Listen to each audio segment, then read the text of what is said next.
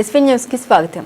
సింగరేణికి బొగ్గు బ్లాక్లు దక్కించుకునేందుకు ఎంతకైనా సిద్ధంగా ఉన్నామని, అలాగే కార్మికుల కోసం జైలుకు వెళ్లడానికైనా రెడీగా ఉన్నామని కేంద్ర మంత్రి కిషన్ రెడ్డి అన్నారు. పెద్దపల్లి జిల్లా రామగుండం సింగరేణి సంస్థ ఓపెన్ కాస్ట్ ప్రాజెక్టు 5 ఆవరణంలో సింగరేణి భరోసా యాత్ర నిర్వహించారు. ఈ సందర్భంగా కార్మికులను కలిసి వారి సమస్యలను అడిగి తెలుసుకున్నారు. అనంతరం పోలీసు బలగాలతో మంత్రి గౌరవ వందనం స్వీకరించారు. ఈ సందర్భంగా ఏర్పాటు చేసిన కార్యక్రమంలో ఆయన మాట్లాడుతూ సింగరేణి వ్యాప్తంగా తాడిచెట్ల 2 బొగ్గు బ్లాక్ బాహుబలి కంపెనీ అని అన్నారు. గతంలో బీఆర్ఎస్ ప్రభుత్వం 10 ఏళ్లు, కాంగ్రెస్ ప్రభుత్వం 2.5 ఏళ్ల నుండి సింగరేణి దోచుకుంటున్నాయని అన్నారు. 1,000 కోట్ల రూపాయలు అప్పులు చేసి కేసీఆర్ ఫామ్ హౌస్ లో ఉన్నారని ఆగ్రహం వ్యక్తం చేశారు.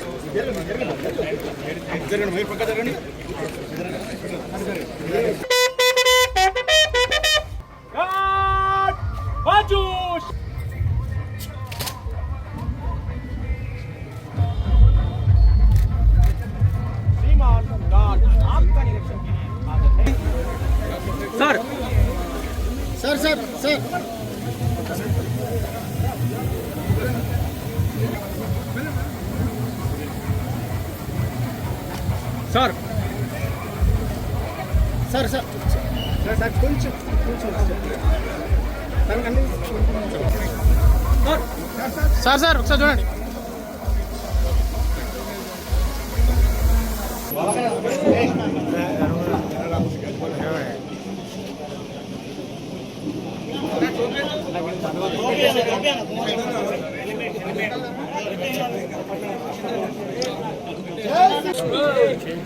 జై సింగరేణి, జై సింగరేణి, జై హో తాడిచెర్ల.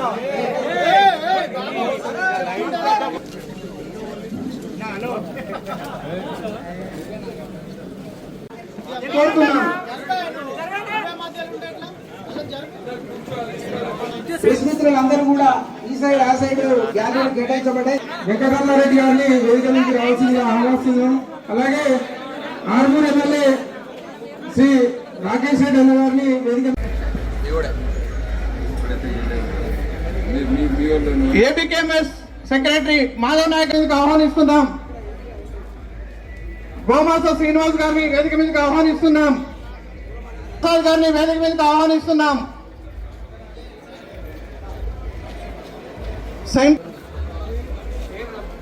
కేంద్ర కార్యదర్శి ఆకుల అరవింద్ గారి వేదిక మీదకి ఆహ్వానిస్తున్నాం. మా నాయకుడు ఆదేశాలతో సింగరేణి కార్మికులను ఆదుకోవడం కోసం, సింగరేణి కంపెనీని ఆదుకోవడం కోసం ఈరోజు బరాబర్ ఇచ్చిన ఏమైతుందో రేపు చూసుకుంటాను సిద్ధంగా ఉంటాను.